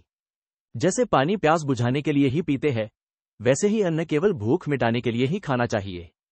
हमारे माँ बाप बचपन से ही हमें इसकी उल्टी आदत डालते हैं। हमारे पोषण के लिए नहीं बल्कि अपना अंधा प्यार दिखाने के लिए हमें तरह तरह के स्वाद चखाकर हमें बिगाड़ते हैं। विषय वासना को जीतने का रामबाण उपाय राम नाम या ऐसा कोई और मंत्र है। मुझे बचपन से राम नाम जपना सिखाया गया था, उसका सहारा मुझे मिलता ही रहता है। जप करते समय भले ही हमारे मन में दूसरे विचार आया करते हैं, फिर भी जो श्रद्धा रखकर मंत्र का जप करता ही जाएगा उसे अंत में विघ्नों पर विजय अवश्य मिलेगी। इसमें मुझे तनिक भी संदेह भी नहीं है कि यह मंत्र उसके जीवन की डोर बनेगा और उसे सभी संकटों से उबारेगा। इन मंत्रों का चमत्कार हमारी नीति की रक्षा करने में है और ऐसा अनुभव हर एक प्रयत्न करने वाली को थोड़े ही दिनों में हो जाएगा। इतना याद रहे कि मंत्र तोते की तरह रटा न जाए, उसे ज्ञानपूर्वक जपना चाहिए। अवांछित विचारों के निवारण की भावना और मंत्रशक्ति में विश्वास रखकर जो जीव को वश में रखेगा, ब्रह्मचर्य उसके लिए आसान से आसान चीज हो जाएगा। प्राणी शास्त्र का अध्ययन करने वाले कहते हैं कि पशु ब्रह्मचर्य का जितना पालन करता है मनुष्य उतना नहीं करता। हम इसके कारण की खोज करें तो देखेंगे कि पशु अपनी जीभ पर काबू रखता है, इरादा और कोशिश करके नहीं बल्कि स्वभाव से ही। वह जीने के लिए खाता है, खाने के लिए नहीं जीता, पर हमारा रास्ता तो इसका उल्टा ही है। माँ बच्चे को तरह तरह से स्वाद चखाती है, वह मानती है कि अधिक से अधिक चीजें खिलाना ही उसे प्यार करने का तरीका है। माँ बाप हमारे शरीर को कपड़ों से ढकते हैं, कपड़ों से हमें लाद देते हैं, हमें सजाते संवारते हैं, पर हम समझें कि कपड़े बदन को ढकने के लिए है, उसे सर्दी गर्मी से बचाने के लिए है, सजाने के लिए नहीं, तो हम इससे कहीं अधिक सुंदर बन सकते हैं। स्वाद भूख से रहता है। भूखे को सूखी रोटी में जो स्वाद मिलता है वह तृप्त को लड्डू में नहीं मिलता। हम तो पेट में ढूंस ढूंस कर भरने के लिए तरह तरह के मसाले काम में लाते हैं और विविध व्यंजन बनाते हैं, फिर कहते हैं कि ब्रह्मचर्य टिकता नहीं। जो आंखें ईश्वर ने हमें अपना स्वरूप देखने के लिए दी हैं उन्हें हम मलिन करते हैं। अश्लील उपन्यास, कुसाहित्य, अश्लील दृश्य, सिनेमा आदि देखने में लगाते हैं। जो देखने की चीजें हैं उन्हें देखने की रुचि नहीं है। शबरी भीलन ने जो देखा, मीरा ने जो देखा, ध्रुव प्रहलाद, सुलभा ने जो देखा, महारानी मदालसा ने जो देखा और अपनी संतानों को दिखाया, वह यदि आज का मानव देख ले तो स्वर्ग वैकुंठ आदि कल्पना का विषम नहीं रहेगा, बल्कि यहीं अभी स्वर्गीय सुख का उपभोग कर सकता है। ईश्वर जैसा कुशल सूत्रधार दूसरा कोई नहीं मिल सकता और न आकाश से अच्छी दूसरी रंगशाला मिल सकती है। पर कौन माता बच्चे की आंखें धोकर उसे आकाश के दर्शन कराती है? बच्चे की प्रथम पाठशाला घर ही है। आजकल घरों में बच्चों को जाने अनजाने जो शिक्षा मिल रही है वह उसके तथा माता पिता के भविष्य व राष्ट्र के लिए कितना घातक है, यह विचारणीय है। देश के बुद्धिजीवियों व कर्णधारों को गंभीरतापूर्वक इस विषय पर विचार करना चाहिए। जीवन की संपत्ति है संयम। एक बार चैतन्य महाप्रभु गौरांग अपने प्रांगण में शिष्यों के साथ श्री कृष्ण चर्चा कर रहे थे और चर्चा करते करते भाव विभोर हो रहे थे। पास में एक बड़ा वटवृक्ष था, घटादार छाया, मनमोहक वातावरण। इतने में एक डोली उस वटवृक्ष के नीचे उतरी। उसमें से एक दूल्हा बाहर निकला और विश्राम के लिए वहीं बैठ गया। डोली के साथ बाराती भी थे, वे भी वहीं विश्राम करने लगे। दूल्हे का सुंदर रूप, उसकी विशाल एवं सुडौल काया, बड़ी बड़ी आंखें एवं आजानुबाहु देखते ही गौरांग बोल उठे, अरे यह कितना सुंदर है, कितना बढ़िया लगता है, लेकिन यह शादी करके आया है, अब यह संसार की चक्की में पिसेगा, भोग विलास से इसका शरीर क्षीण होगा, दुर्बल काय बनेगा, विषय विकारों में खपेगा। संसार की चिंताओं में अपना जीवन बिताने की इसकी शुरुआत हो रही है। हे कृष्ण, ये तेरा भक्त हो जाए तो कितना अच्छा हो। वह दूल्हा कोई साधारण आदमी नहीं था, वरन वे बड़े विद्वान एवं कवि थे। वे कविराज रामचंद्र पंडित स्वयं थे। उन्होंने गौरांग के ये वचन सुने तो उनके हृदय में तीर की तरह चुभ गए कि बात तो सच है। वे घर गए, 2 दिन घर में रहे तो उन्हें लगा कि ये तो सचमुच अपने को खपाने सताने जैसा है। तीसरे ही दिन वे गौरांग के पास आए एवं उनके चरणों में गिरकर बोले, हे संत प्रवर, मुझे बचाइए, ऐसी सुडौल काया है, कुशाग्र बुद्धि है, फिर भी यह जीवन विषय विलास में ही खपकर बर्बाद हो रहा है। अब मेरी जीवन गाड़ी की बागडोर आप ही संभालिए। गौरांग का हृदय पिघल गया। उन्होंने कविराज रामचंद्र पंडित को गले से लगा लिया। उन्हें गुरुमंत्र की दीक्षा देकर प्राणायाम ध्यान की विधि बता दी। थोड़े दिन तक वे गौरांग के साथ रहे एवं उनके अंतरंग शिष्य बन गए। ऐसे अंतरंग शिष्य बने कि गौरांग के मन के भाव जानकर अपने आप ही तत्परता से उनकी सेवा कर लेते थे। गौरांग को इशारा भी नहीं करना पड़ता था, मानो वे गौरांग की छायारूप हो गए। एक बार गौरांग कीर्तन करते करते ऐसी समधि में चले गए कि 1-2 दिन तो क्या, पूरे 7 दिन हो गए, फिर भी उनकी समाधि न टूटी। सब शिष्य एवं विष्णुप्रिया देवी भी चिंतित हो उठी। आखिर इस सत्शिष्य रामचंद्र से कहा गया, अब आप ही कुछ करिए। उस वक्त गौरांग भाव भाव में कृष्ण लीला में चले गए थे। विहार करते करते राधा जी का कुंडल यमुना के किनारे गहरे जल में कहीं खो गया था और गौरांग उसे खोजने गए थे। कविराज रामचंद्र गुरु जी का त्राटक करते हुए उनके ध्यान में तल्लीन हो गए। ध्यान में वे वहीं पहुंच गए जहां गौरांग का अंतवाहक शरीर था। अब दोनों मिलकर खोजने लगे। कविराज ने देखा कि राधा जी का कर्णकुंडल किसी लता में फंस गया था। रामचंद्र पंडित ने खोजा एवं दोनों ने राधा जी को अर्पण किया। राधा जी ने अपना चबाया हुआ तांबूल उनको प्रसाद में दिया। वह प्रसाद चबाते ही उनकी आंखें खुली तो उसकी सुगंध चिंता में बैठे हुए समस्त भक्तों तक पहुंच गई। भक्त दंग रह गए कि जो आनंद एवं सुगंध देवताओं के लिए भी दुर्लभ है, वह राधा जी के प्रसाद की सुवास में है। यह कितनी सुखदायी, शांतिदायी है। संत सान्निध्य एवं संयम में बड़ी शक्ति होती है। रामचंद्र जा तो रहे थे भोग की खाई में, किंतु गौरांग के वचन सुनकर उनके सान्निध्य में आ गए तो ऐसे महान हो गए कि राधा जी के कर्णकुंडल खोजने में अंतवाहक शरीर, सूक्ष्म शरीर से गौरांग के भी सहायक हो गए। यौवन, धन एवं सौंदर्य आदि भोग के सभी साधन एकत्रित थे, फिर भी गौरांग की कृपा दृष्टि को अपना लिया तो भोग छोड़कर योग के रास्ते चल पड़े रामचंद्र। संग का बड़ा प्रभाव पड़ता है। यदि युवान युवतियों को संत, सद्गुरु एवं भगवत भक्त का संग मिलता है तो वह उन्नति के शिखर पर ले जाता है, और यदि दुर्भाग्य से किसी स्वार्थी, दुराचारी, हस्तमैथुन करने वाले और कुकर्मियों का संग मिल जाता है तो बर्बादी की खाई में जा गिरते हैं। अतः संग करने में सावधान रहें। पक्षियों को अपने जाल में फंसाने के लिए शिकारी जमीन पर दाने बिखेर देता है। जब वे दाने चुगने के लिए उतर आते हैं तब जाल में फंस जाते हैं, फिर छटपटाने लगते हैं। स्वार्थी आदमी कोई अनुग्रह करे तो खतरा है। कोई बदचलन स्त्री या कोई नटी बहुत प्यार करने लगे, नखरे करने लगे तो खतरा है। वह आदमी की जेब और उसके नसों की शक्ति भी खाली कर देगी। घड़ी भर का सुख देगी, लेकिन फिर जिंदगी भर रोते रहो, तुच्छ विकारी आकर्षणों में फंसकर मरते रहो। आजकल दोस्त भी ऐसे ही मिलते हैं। कहते हैं, चलो मित्र, सिनेमा देखने चलते हैं, मैं खर्च करता हूं, चल ब्लेयू फिल्म देखते हैं। 10-12 साल के लड़के ब्लेयू फिल्म देखने लग जाते हैं। इससे उनकी मानसिक दुर्दशा ऐसी हो जाती है, वे ऐसी कुचेष्टाओं से ग्रस्त हो जाते हैं कि हम उसे व्यासपीठ पर बोल भी नहीं सकते। वे लड़के बेचारे अपना इतना सर्वनाश कर डालते हैं कि बाप धन, मकान, धंधा आदि दे जाते हैं, फिर भी कोमलवे में चरित्र भ्रष्ट व ऊर्जानाश के कारण वे इन्हें संभाल नहीं पाते हैं। वे न तो अपना स्वास्थ्य संभाल पाते हैं, न माता की सेवा कर पाते हैं, न पिता का आदर कर पाते हैं और न ठीक से उनका श्राद्ध कर्म कर पाते हैं। अपने ही विकारी सुखों में वे इतना खप जाते हैं कि उनके जीवन में कुछ सत्व नहीं बचता। उनको जरा सा समझाओ तो वे चिढ़ जाते हैं, बोलो ते नाराज हो जाते हैं, घर छोड़कर भाग जाते हैं। डांटो तो आत्महत्या के विचार करने लगते हैं। आत्महत्या के विचार आते हैं तो समझो, यह मन की दुर्बलता व कायरता की पराकाष्ठा है। बचपन में वीर्यनाश खूब हुआ हो तो बार बार आत्महत्या के विचार आते हैं। वीर्यवान एवं संयमी पुरुष को आत्महत्या के विचार नहीं आते। आत्महत्या के विचार वे ही लोग करते हैं जिनकी वीर्य ग्रंथि प्रारंभ में ही अत्यधिक वीर्यस्राव के कारण मजबूत होने से पहले ही शिथिल एवं कमजोर हो गई हो। यही कारण है कि हमारे देश की अपेक्षा परदेश में आत्महत्याएं अधिक होती हैं। हमारे देश में भी पहले की अपेक्षा आजकल आत्महत्याएं ज्यादा होने लगी हैं, क्योंकि फिल्मों के कुप्रभाव से बच्चे बच्चियां वीर्यस्राव आदि के शिकार हो गए हैं। विद्यार्थियों का धर्म है ब्रह्मचर्य का पालन करना, नासाग्र दृष्टि रखना। पहले के जमाने में 5 साल का होते ही बालक को गुरुकुल में भेज दिया जाता था। 25 साल का होने तक वह वहीं रहता था, ब्रह्मचर्य का पालन करता था, विद्याध्ययन एवं योगाभ्यास करता था। जब स्नातक होकर गुरुकुल से वापस आता तब देखो तो शरीर सुडौल एवं मजबूत, कमर में मूंज की रस्सी बंधी हुई और उस रस्सी से लंगोट बंधी हुई होती थी। वे जवान बड़े वीर, तंदुरुस्त एवं स्वस्थ होते थे। उस समय सम्रांगण में योद्धा के बल की तुलना हाथियों के बल से की जाती थी। कई योद्धा हाथियों का बल रखते थे। अभी का इंसान तो उसे गप ही समझता है। विकारी जीवन जी जीकर उसकी मति इतनी अल्प हो गई है कि वह उस सत्य को समझ ही नहीं सकता। अश्लील फिल्मों, गंदे उपन्यासों एवं कुसंग ने आज के नौजवानों के चरित्र बल का सत्यानाश कर दिया है। सावधान, इन बुराइयों से बचो, संयम की महिमा समझो एवं संयमी सदाचारी पुरुषों का संग करो ताकि पुनः अपने पूर्वजों जैसा आत्मबल, चरित्र बल एवं नैतिक बल अर्जित कर सको। कविराज रामचंद्र को गौरांग मिल गए, रज्जब को बाबू दीनदयाल मिल गए, सलूका मलूका को कबीर जी मिल गए, नरेंद्र, स्वामी विवेकानंद को रामकृष्ण परमहंस मिल गए, शिवाजी को समर्थ रामदास मिल गए तो उनका जीवन कितना ऊंचा, कितना महान हो गया। अतः तुम भी खोज लो ऐसे किन्हीं महापुरुषों को, उनके बताए गए संयम सदाचार के मार्ग पर चल पड़ो तो तुम्हारा जीवन भी महान हो उठेगा। उठो, जागो, अब वक्त यूं ही बिताने के लिए नहीं है।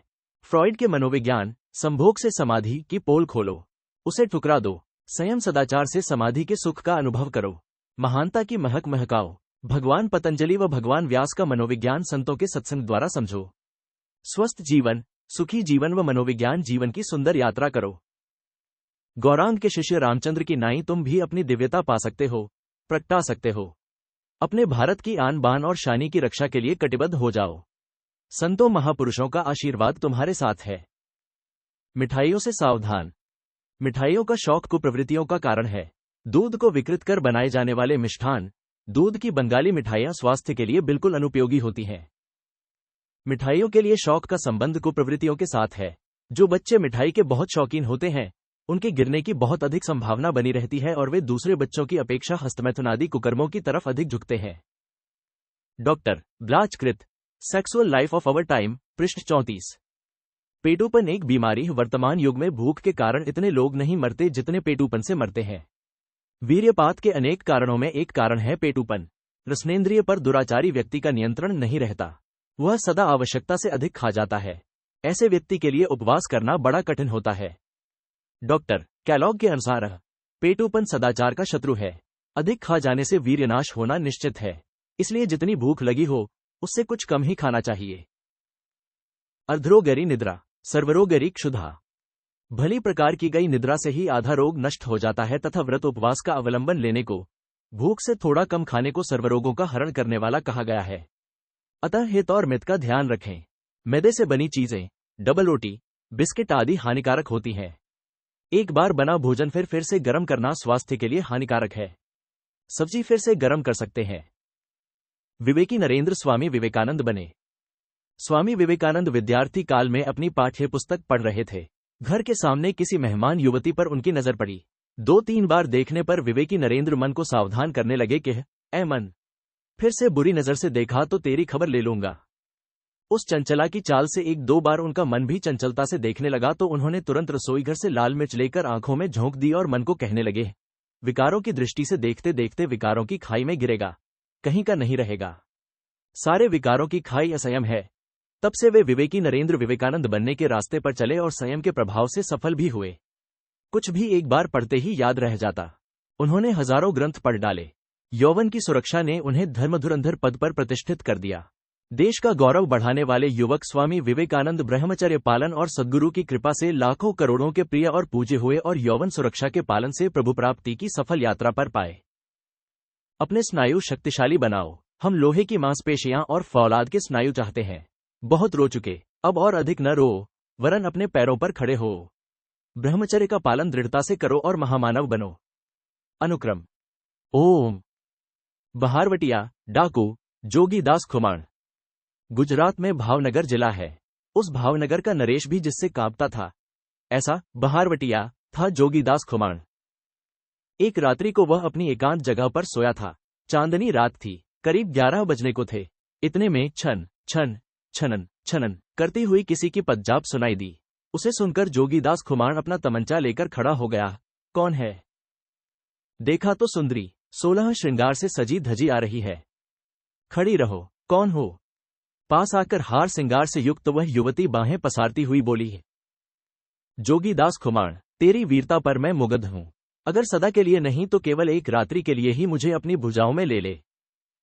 गरजता हुआ जोगीदास बोला, वहीं खड़ी रह, तू स्त्री है, यह मैं जानता हूं, लेकिन मैं शत्रुओं से इतना नहीं चौंकता हूं जितना विकारों से चौंकता हूं। युवती, मैंने मन से तुम्हें अपना पति मान लिया है। जोगीदास, तुमने चाहे जो माना हो, मैं किसी गुरु की परंपरा से चला हूं। मैं अपना सत्यानाश नहीं कर सकता। तुम जहां से आई हो वहीं लौट जाओ। वह युवती पुनः नाज नखरे करने लगी।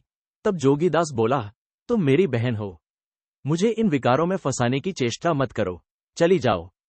समझा बुझाकर उसे रवाना कर दिया। तब से जोगीदास खुमाण कभी अकेला नहीं सोया, अपने साथ 2 अंगरक्षक रखने लगा।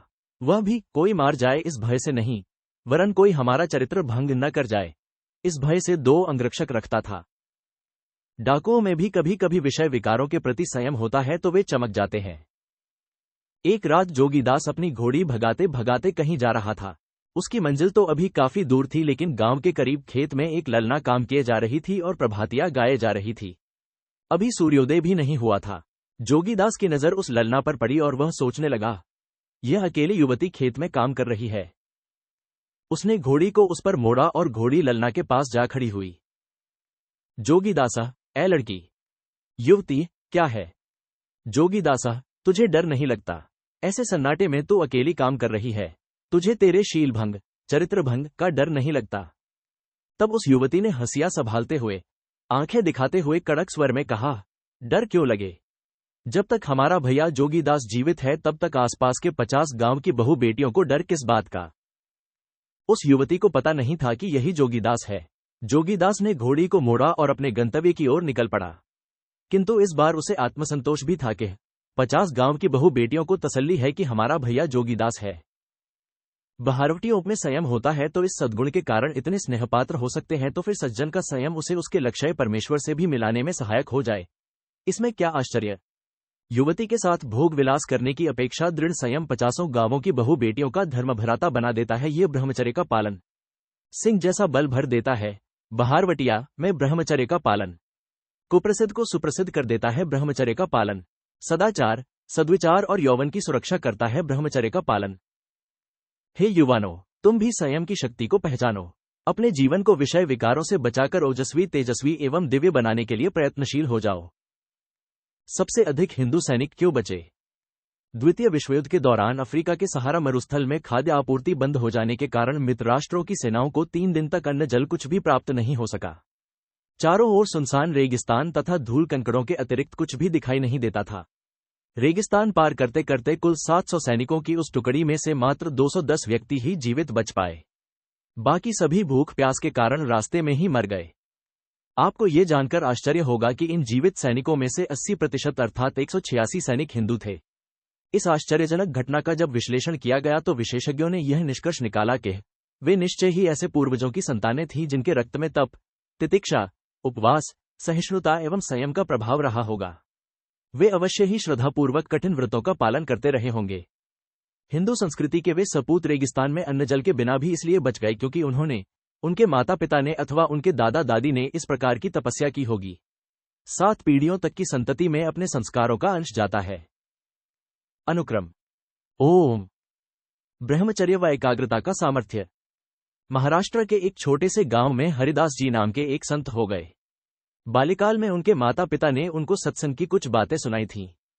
15-16 साल की उम्र रही होगी जब वे तैलंग साधु के संपर्क में आए। जब साधु मिलते हैं तो वे साधना की बात करेंगे, संयम की बात करेंगे।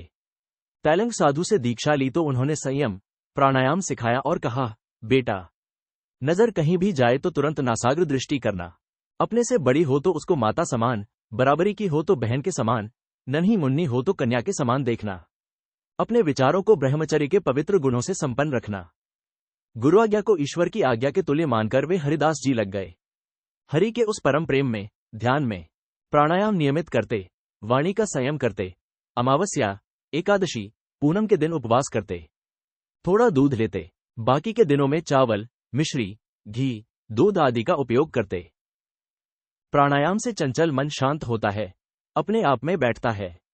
इससे सामर्थ्य आता है। ब्रह्मचर्य व प्राणायाम से शरीर की रोग प्रतिकारक शक्ति बढ़ती है, मन के रोग भी मिटते हैं, बुद्धि की चंचलता भी मिटती है और आत्मबल का विकास होता है। पहले जो कुछ तीर्थ व्रतादि उनको करना था, उन्होंने प्रयाग, काशी आदि तीर्थों की यात्रा कर ली। जहां अनुकूल पड़ा वहीं रह लिए। बड़ी विलक्षण शक्तियां उनमें संचित होने लगी। वे संत प्रयागराज में यमुना तट पर थे, किसी वृक्ष के नीचे बैठे थे, पास में मंदिर था। उन संत महापुरुष का प्रभाव, शांति देने का उनका सामर्थ्य, सारगर्भित बोलने की उनकी शैली आदि बातों ने भक्तों की भीड़ को आकर्षित किया। भक्तगण प्रायः उनको घेर के बैठे रहते थे। इन्हीं दिनों एक पादरी अपने चमचों के साथ भीड़ में घुस बैठा था। बाबाजी ने देखा कि पादरी थोड़ी देर बैठा, लेकिन ही उसको तो अपने ईसाईयत का प्रचार करना था, अतः वह बीच में खड़ा होकर बकने लगा कि यह ध्यान क्या होता है, प्राणायाम क्या होता है, इन ब्रह्मचर्य की बातों से क्या काम होता है। वह हमारे हिंदू धर्म के देवी देवताओं, साधुओं एवं स्वयं हिंदू धर्म को खरी खोटी सुनाने लगा। सन 1830 की यह बात है। उस समय अंग्रेज शोषकों का शासन था, अतः वह बकने लगा और अपने धर्म ईसाईयत का डिम डिम बजाने लगा। वे महापुरुष और उनके संयत साधक काफी देर तक शांत रहकर सहिष्णुता का परिचय देते रहे। महापुरुष चमत्कार दिखाते नहीं, लेकिन कभी कभी उनके द्वारा कुछ हो जाता है। तो महाराज ने कहा, तुम बोलते हो कि तुम्हारे जीसस भगवान थे और वे 5 रोटियों को धंक कर बांटते गए और कईयों को खिलाया, तो इससे क्या हो गया। ये तो मन की एकाग्रता से कुछ सिद्धियां आ जाती हैं। जादू से अथवा योग से रोटियां निकाल दी तो क्या, 50 आदमियों को भरपेट रोटियां खिला दी तो क्या, इसमें क्या बड़ी बात है। योग केवल लोगों को रोटियां खिलाने के लिए थोड़े ही है। पादरी, तू जीसस को इसलिए भगवान मानता है, इसलिए बड़ा मानता है कि केवल 5 रोटियों से उन्होंने 50 आदमियों को खिला दिया, तो ले, मेरे पास तो 5 रोटियां भी नहीं है, छूमंतर करने के लिए कोई जादू भी नहीं है। मेरे पास तो योग है जो परमात्मा से एकत्व करने के लिए है। और अब देख ले। ऐसा कहकर उन महाराज ने अपने खाली झोले में हाथ डाला और उसमें से वे पूरी, पकवान, व्यंजन निकाल निकाल कर फेंकते गए। देखते ही देखते व्यंजनों का ढेर लगा दिया। पादरी दंग होकर टुकुर टुकुर देखता ही रह गया। वहां पर एकत्रित लोग भी आश्चर्यमुग्ध हो गए। हद हो गई, खाली झोला था और पूरी पकवानों का इतना ढेर। महाराज निकाल निकाल कर बस फेंकते ही रहे। लेकिन पादरी को तो अपना उल्लू सीधा करना था। वह बोला, ये तो तुम्हारे पास नीचे कुछ छुपा होगा। झोले के नीचे क्या छुपाया है। हरिदास जी ने झोला ऊपर उठाते हुए कहा, नीचे तो फर्श है, मूर्ख, क्या छुपाया है। पादरी ने कहा, कुछ होगा अवश्य, ये हम सच नहीं मानते। हाँ, हमारी ब्रेड बटर सैंडविच निकाल कर दिखाओ तो हम मानेंगे। हरिदास महाराज जी ने कहा, देखो, अंडा, शराब और मांस को छोड़कर तू दुनिया की कोई भी चीज मांग तो अभी निकाल देते हैं। ये पावरोटी ले, ये बिस्किट ले। इस प्रकार वे देते गए, बिस्किटों एवं पावरोटियों का ढेर लगा दिया। पादरी ने देखा कि अब वह मोह दिखाने काबिल नहीं रहा। वह नाव में बैठकर यमुना जी के उस पार जाने लगा। हरिदास जी ने कहा, अरे पादरी का बच्चा, तू हिंदू धर्म को गालियां देता है, हिंदू संस्कृति को नीचा दिखाता है और अपना डिम डिम बजाता है। ऐसा कहकर वे पादरी के पीछे पड़े। पादरी तो नाव में बैठकर जाने लगा और हरिदास जी उसके पीछे पीछे यमुना जी के जल के ऊपर पैदल ही चलने लगे। ये देखकर पादरी हक्का बक्का रह गया कि मैं तो नाव में और ये पानी के ऊपर पैदल चलकर आ गए। जब ये यमुना जी के उस किनारे उतरा तो महाराज जी भी उस किनारे पहुंच गए। अब तो उसने हाथ जोड़े और अपनी गलती के लिए बहुत शर्मिंदा हो गया। महाराज जी ने कहा, कोई बात नहीं, ये चीजें तो तुम्हारे मनःकल्पित जगत की हैं। यह सारा जगत मनोमय है। मन जितना एकाग्र होता है उतना उसमें सामर्थ्य आता है। ये चमत्कार तो तेरे जैसे बुद्धुओं को हिंदू धर्म की महानता दिखाने के लिए किया। वास्तव में तो हिंदू धर्म की महानता इन चमत्कारों में निहित नहीं है, बल्कि सनातन सत्यस्वरूप परमात्मा का साक्षात्कार कराने में इसकी महानता निहित है। उन महापुरुष के पास कोई गरीब सूरदास आया तो महाराज बोले, अच्छा, कोई बात नहीं, देखने लग जा। जरा सा हाथ घुमा दिया और वह सूरदास देखने लग गया। उसकी आंखों में रोशनी आ गई। वह तो धन्य धन्य हो गया। ऐसे ही कोई अशांत व्यक्ति आता और महाराज जी उसको साहस व सांत्वना के 2 मीठे वचन सुना देते तो उसकी अशांति मिट जाती। किसी के बच्चे ऐसे वैसे होते और महाराज जी जरा आशीर्वाद दे देते तो वे ठीक हो जाते। इस प्रकार हरिदास जी महाराज के सत्संग और उनकी करुणा कृपा से बहुत लोगों को लाभ हुआ। सनातन धर्म की निंदा करने वाले पादरियों की आंधी को हटाने में महाराज का बहुत योगदान था। उन्होंने समाज में सनातन धर्म की महिमा के प्रति जागृति लाई तो हिंदुओं को पता चला कि पादरी लोग हमें गुमराह करते हैं, वरना हम भारतीय संस्कृति में पैदा हुए हैं, ये तो हमारा सौभाग्य है। राजा रणजीत सिंह हरिदास जी महाराज के संपर्क में आए तो वे सपरिवार नाते रिश्तेदारों सहित महाराज श्री से दीक्षा लेकर अपना भाग्य बनाने के रास्ते चल पड़े। हरिदास जी महाराज ने धारणा का खूब अभ्यास किया था, इसलिए संकल्प करके कुछ भी कर लेते थे। संकल्प बल से ही उन्होंने घमंडी पादरी को नतमस्तक कर दिया, निगुरों को सगुर बना दिया और अभक्तों को भक्ति का दान दे दिया। वे भी एक युवक ही तो थे। ऐसे तो कई युवक हैं। युवक अपनी शक्ति को पहचानते नहीं। बाहर घूम घूम कर वे लाचार हो जाते हैं, क्योंकि यौवन तत्व के सुरक्षा की महिमा नहीं जानते, एकाग्रता की महिमा नहीं जानते और अपने अंदर ईश्वरीय सनातन सत्य भरा है यह वास्तविकता वे बेचारे नहीं जानते, इसीलिए खप जाते हैं। उनके पास कई सर्टिफिकेट होते हैं, फिर भी 4 पैसे की नौकरी के लिए वे भटकते फिरते हैं। कोई व्यक्ति, कंपनी या संस्था 4 नौकर रखने के लिए वे भटकते फिरते हैं। कोई व्यक्ति, कंपनी या संस्था 4 नौकर रखने के लिए विज्ञापन देते हैं तो सैकड़ों बेरोजगार लोग आवेदन पत्र भेजते हैं। 2-5 आदमियों की जरूरत होती है, वहां सैकड़ों आदमी लाइन में लगते हैं नौकरी पाने के लिए। और इन महाराज में कितना सामर्थ्य, कोई सर्टिफिकेट नहीं, कोई प्रमाण पत्र नहीं, कोई पद नहीं, फिर भी ब्रह्मचर्य व योग के बल से वे इतनी समाज सेवा एवं देश सेवा करने में सक्षम हो गए। यौवन सुरक्षा, अपने सर्वस्व की सुरक्षा, सर्वेश्वर को पाने की योग्यता की सुरक्षा। यौवन सुरक्षा, माता पिता व पत्नी से वफादार रहने की कुंजी। यौवन सुरक्षा। अतः युवाधन सुरक्षा अभियान चलाने वाले पुण्यात्माओं के साथ आप भी कंधे से कंधा मिलाकर मानवता की सेवा और सुरक्षा में साझीदार बने। आप भी 5-25 यौवन सुरक्षा पुस्तक इस ढंग से बेचें या बांटें कि सामने वाला व्यक्ति इसे 5 बार पढ़ने को सहमत हो जाए। जूनागढ़ के प्रसिद्ध विद्रोही डाकू, गुजरात में जिसे बहारवटिया कहते हैं, कादू मकरानी उर्फ कादरबख्श ने एक बार रात के करीब 10 बजे उना तहसील के तड़ नामक गांव को लूटने के लिए उस पर आक्रमण किया। उसे धन की आवश्यकता थी, इसलिए वह एक बनिए के घर पहुंचा। घर के सभी पुरुष तो पीछे की दीवार फांदकर भाग गए, लेकिन एक विवाहित बेटी अकेली रह गई। उसके शरीर पर स्वर्ण के आभूषण चमक रहे थे। कादरबख्श बाहर बरामदे में खड़ा रहा और उसके साथी घर के भीतर लूटपाट करने लगे। इतने में एकाएक उस युवती की चीख सुनाई दी। कादू ने तुरंत ही गर्जना की, हो वलाती, खबरदार। उसके एक साथी ने उस अकेली वणिक युवती का हाथ पकड़ा था।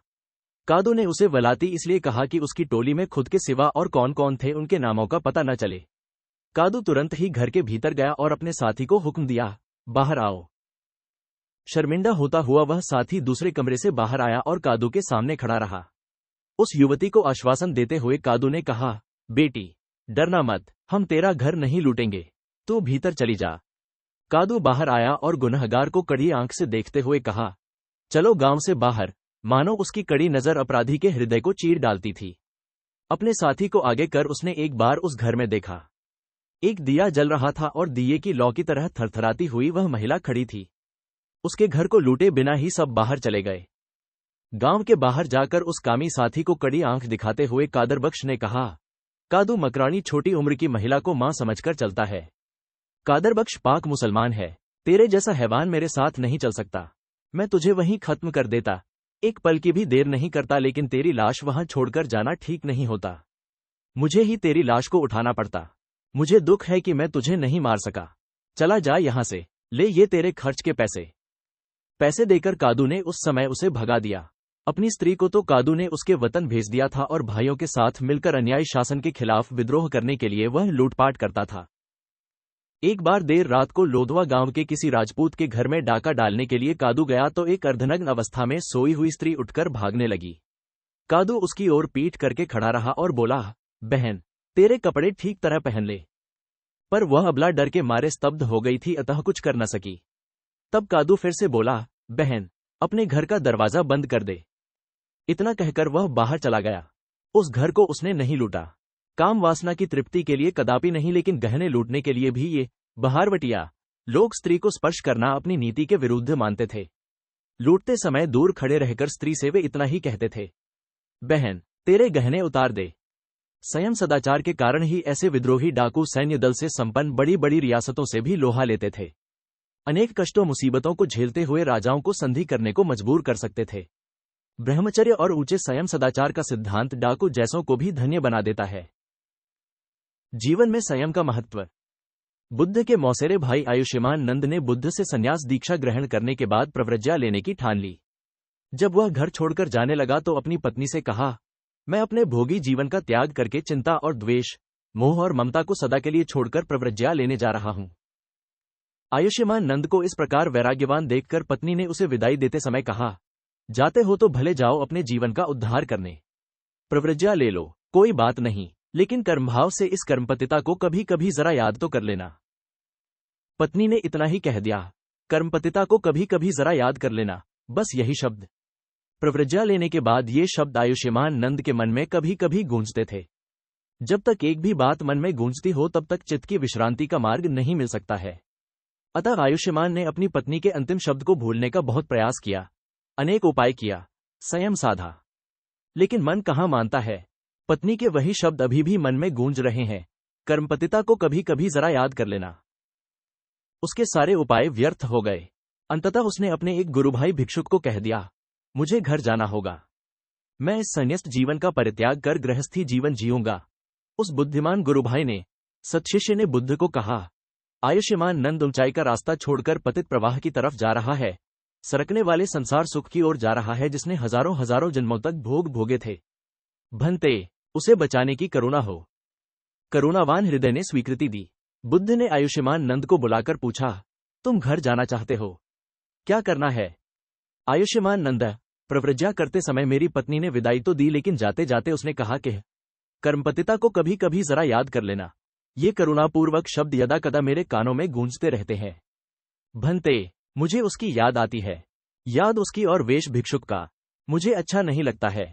घर में रहकर भजन करूंगा। बुद्ध ने कहा, अगर घर में रहकर कोई भजन करके सफल हो जाता तो कई लोग ऊंचे अनुभव के धनी होते।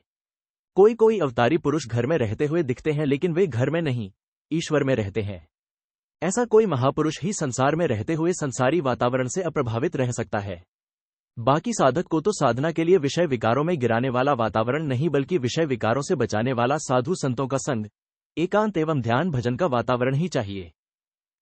आयुष्मान नंद ने खुले हृदय से कहा, मैं प्रव्रज्ञा के नियम नहीं निभा सकता। मुझे उसकी याद आती है। त्याग कर आए विषय भोग, पत्नी और घर, फिर उधर जाते हो। तुम दमन किया हुआ विषय अब चाटने हेतु जाना चाहते हो। कैसी चोट मार दी। आयुष्मान, भंते, मैं दगाखोर जीवन जीना नहीं चाहता। उसकी याद आती है। बुद्ध, ठीक है, आओ मेरे साथ चलो। बुद्ध ले गए आयुष्मान नंद को एकांत में और उन्होंने उसे ध्यान करने को कहा। ध्यान के दरमियान बुद्ध ने अपनी योगशक्ति का उपयोग करके तावतिन श्लोक में उसकी यात्रा करा दी। तावतिन श्लोक में वह क्या देखता है कि वहां गजब की सुंदरियां हैं। अप्सराओं का सौंदर्य तो वह देखता ही रह गया। बुद्ध ने पूछा, क्या इनका सौंदर्य और तुम्हारी पत्नी का सौंदर्य बराबर का है? आयुष्मान, नहीं नहीं भंते, क्या कहते हैं। इन अप्सराओं के रूप लावण्य और सौंदर्य के आगे मेरी पत्नी का चेहरा भी भद्दा लगता है। क्या सौंदर्य का अंबार है। इनके पैरों के नाखून कितने चमकीले हैं। इनके पैर देखता हूं तो इतने सुंदर, सुहावने और आकर्षक हैं कि सौंदर्य के प्रसाधनों का उपयोग करके मेरी पत्नी शादी के दिनों में जो दुल्हन बनकर दिखती थी उसका मुखमंडल भी इनके पैरों के आगे कोई मायना नहीं रखता है, अति तुच्छ दिखता है। भंते, यह मैं क्या देख रहा हूं। बुद्ध, आयुष्मान, मैं तुझे ये अप्सराएं प्राप्त करा सकता हूं। आयुष्मान, भंते, मैं आपकी सभी बातें मानूंगा, सभी शर्तें मानूंगा, बस मुझे ये मिल जाए। बुद्ध, चलो अब हम अपने लोक में चलते हैं। बुद्ध उसके चित्त को भूलोक में ले आए। उन्होंने उसके सामने ये शर्त रखी, तू केवल 1 वर्ष के लिए ब्रह्मचर्य का पालन कर। तेरे चित्त में जिस किसी भी विषय के प्रति आकर्षण पैदा हो उसको हटाते जाना और विश्रांति पाते जाना। बुद्ध ने कुछ प्रयोग बताए और आयुष्मान नंद उन प्रयोगों के अनुसार बड़ी ईमानदारी और तत्परता से साधना में लग गया। उसने अपने खान पान में संयम किया, लोगों से मिलने जुलने में सावधानी बरती और ब्रह्मचर्य का सख्ती से पालन किया। ब्रह्मचर्य पालन से बुद्धि सूक्ष्म और तेजस्वी होती है, प्रज्ञा निखरती है, शरीर में ओज तेज का विकास होता है। इससे व्यक्तित्व निर्भीक बनता है। ब्रह्मचर्य सारी सफलताओं का महान कुंजी है। हमारे खान पान से शरीर में जो सप्तधातुएं बनती हैं उनमें वीर्य एक धातु है। अगर इसका संयम किया जाए तो यह ओज में परिणत हो जाता है, जिसके प्रभाव से एक गुप्त नाड़ी जागृत होती है। इस नाड़ी का आत्म साक्षात्कार से सीधा संबंध है। श्री रामकृष्ण परमहंस ने भी यही बात कही है। एक उच्च कोटि के संत ने पूछा कि गृहस्थ होते हुए भी आपने इतनी ऊंचाइयों को पाया, जबकि अन्य गृहस्थी लोग भी भजन करते हैं किंतु वे ऐसी ऊंचाई पर नहीं पहुंच पाते, ऐसा क्यों? गृहस्थी लोग भजन करते हैं तो भजन करने से जो ऊर्जा, तेजोवलय या जो योग्यता बनती है उसे वे विषय विकारों को भोगने में खत्म कर देते हैं और ढनढनपाल रह जाते हैं। लेकिन मैं शादीशुदा होते हुए भी शक्ति का ह्रास नहीं होने देता हूं। मैं गृहस्थ दिखता हूं, गृहस्थी के व्यवहार करता हूं, लेकिन विकारी जीवन नहीं जीता। मैं बाजार से गुजरता हूं लेकिन खरीदार बनकर नहीं। रामकृष्ण ठाकुर ऐसे ही थे, तभी तो भगवान रामकृष्ण होकर पूजे जा रहे हैं। ऐसा कोई पुरुष विरला ही होता है। आयुष्मान नंद, क्या खाना, कब खाना, कितना खाना, कैसे खाना, ये सब विवेक पूर्वक विचार कर खाता पीता। अब वह स्वाद का गुलाम नहीं रहा। 15 दिन में एक बार कड़ा उपवास करता, जिससे वीर्य ओज के रूप में परिणत हो जाए। उसने 1 वर्ष तक ब्रह्मचर्य का पालन करने का दृढ़ संकल्प लिया था, ताकि बाद में 500 अप्सराएं उसे सदा के लिए भोग में मिलेंगी और ऊंचे लोक में रहने को मिलेगा। शुरुआत तो हुई थी भोग की लालच से। भोग की लालच से ही सही उसने खूब संयम किया, ब्रह्मचर्य पाला। वर्ष पूरा हुआ तो बुद्ध ने आयुष्मान नंद से कहा, मैं अपना वचन पालने को तैयार हूं। मैं तुझे उसी लोक में भेज सकता हूं। मेरे लोकपाल और 500 अप्सराएं तेरी चाकरी में रहेंगे। तू तैयार हो जा। आयुष्मान नंद फूट फूट कर रोया कि भंते, भोग में सामर्थ्य का क्षय होता है जबकि योग में सामर्थ्य बढ़ता है। भोग में शांति अशांति के रूप में बदलती जबकि योग में शांति महाशांति का द्वार खोलती है। अब आप मुझे अपने श्रीचरणों में ही रहने दें। मेरे गृहस्थी के सुख से तो अप्सराओं के संग का सुख बहुत ऊंचा है, लेकिन विश्रांति के सुख के आगे वह सुख भी अति तुच्छ है और दुखों से भरा है। भंते, परमात्म विश्रांति से चित्त शुद्ध होता है, स्वास्थ्य में लाभ होता है, मन में सद्भावना पनपती है, बुद्धि में सात्विक सामर्थ्य और हृदय में सच्ची स्वाधीनता का प्रागट्य होता है। आयुष्मान नंद संयम का महत्व समझ में आ चुका था। फिर तो वह दृढ़ता से लग गया बुद्ध के उपदेशों का पालन करने में। जिसने अपने जीवन में संयम का महत्व जान लिया एवं तदनुसार आचरण में लग गया, ये जीवन के प्रत्येक क्षेत्र में अवश्य सफल होता है। संयमित जीवन से समर्थ व्यक्तित्व एवं सुदृढ़ एवं संगठित समाज से शक्तिशाली, स्वावलंबी एवं गौरवशाली राष्ट्र का निर्माण होता है। हमारा प्राचीन भारत समकालीन विश्व में सर्वश्रेष्ठ राष्ट्र के रूप में उभरा था तो उसके पीछे समाज में संयम, सच्चारित्र्य एवं कर्मनिष्ठा ही कारणभूत थी। अतः आप यदि अपने राष्ट्र की गौरवशाली परंपरा को पुनर्जीवित कर उसे विश्वगुरु के पद पर आसीन होते देखना चाहते हैं तो संयम, सदाचार एवं ब्रह्मचर्य का सावधान होकर पालन करें। मेरे भारतवासियों, अब उठो, जागो, विलासिता का त्याग करो, विषय विकार बढ़ाकर जीवन को नष्ट भ्रष्ट करने वाली पाश्चात्य संस्कृति के कुप्रभाव से अपने को बचाओ। संयम का महत्व समझो एवं औरों को समझाओ। आश्रम व समितियों की तरफ से चलाए जा रहे युवाधन सुरक्षा अभियान के तहत आश्रम से प्रकाशित युवाधन सुरक्षा पुस्तक देश के भावी कर्णधारों तक पहुंचाने के लिए व्यापक स्तर पर सेवा कार्य किए जा रहे हैं। आप भी इस पुण्य कर्म में अपना अमूल्य सहयोग प्रदान कर शिक्षणशालाओं, घरों एवं विभिन्न संस्थानों में संयम सदाचार की अमर ज्योत जला दो ताकि वर्तमान पीढ़ी तो उससे लाभान्वित हो ही, भावी पीढ़ी भी उसके दिव्य आलोक में अपना पथ प्रशस्त कर सके। एक बार फिर भारत के गौरव में अतीत को चरितार्थ होने दो। उठो, यही वक्त है। यह समय नहीं है सोने का, सोकर विषयों में गिरने का। स्वयं बनो संयमी और बनाओ जो गाफिल हैं उन्हें जगाओ। फैशन चलचित्र विलासिता तज कर, संयम सदाचार अपनाकर संतों के युवाधन संदेश को सारे जग में तुम फैलाओ। जग में शांति फिर आएगी, फिर से खुशहाली छाएगी। गुरु ज्ञान की बजेगी शहनाई रे। कम खाओ, गम खाओ। संसार में अधिकांशतः अधिक खाने वाले ही रोगों के शिकार पाए जाते हैं। हितमित नियमित आहार लेने वाले संयमी व्यक्ति ही स्वस्थ व दीर्घजीवी होते हैं। इंग्लैंड के टॉमस पास नियमित आहार के लिए बड़े प्रसिद्ध हुए। वे नित्य सदा हल्का सुपाच्य आहार लेते थे। उन्होंने 40 वर्ष की उम्र के बाद मिठाई, शराब, मांस को छुआ तक नहीं। वे सदैव निरोग व प्रसन्न रहते थे। इंग्लैंड के राजा चार्ल्स प्रथम ने उनकी कीर्ति सुनी तो उन्हें अत्यंत आश्चर्य हुआ। उन्होंने ऐसे दीर्घजीवी व्यक्ति के दर्शन करना चाहा। टॉमस पार को बड़े आदर से राजमहल में बुलाया गया।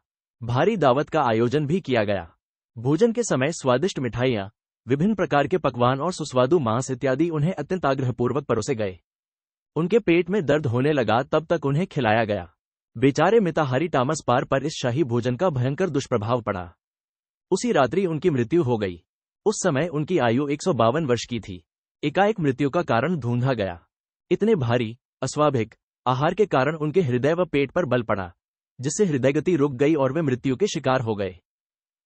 अतः शरीर के अंगों के साथ अति करके अपने स्वास्थ्य की इति न करें। संयम की आवश्यकता सभी को है। यह संयम बहारवटिया को प्रसिद्ध करता है। यह संयम सैनिकों को सुरक्षित रखता है। यह संयम साधकों की साधना में सुवास लाता है। यह संयम आयुष्मान नंद को स्वर्ग की अप्सराओं से भी ऊंचा सुख मिलता है। जबकि फ्रॉइड के विकृत मनोविज्ञान से उन देशों में लाखों युवक युवतियां विनाश के रास्ते जा रहे हैं, जबकि भारतीय संस्कृति की सुंदर सीख से साधारण लोग भी तेजस्वी बन गए। कई भोगी योगी बन गए, कई दुराचारी सदाचारी बन गए, कई विलासी संयमी बन गए। हे भारत के सपूतों, संयम सदाचार व सच्चे सुख को पाने के लिए ही धरती पर तुम्हारा आगमन हुआ है। हिम्मत करो, संयमी साहसी बनो, सफलता तुम्हारे चरण चूमेगी।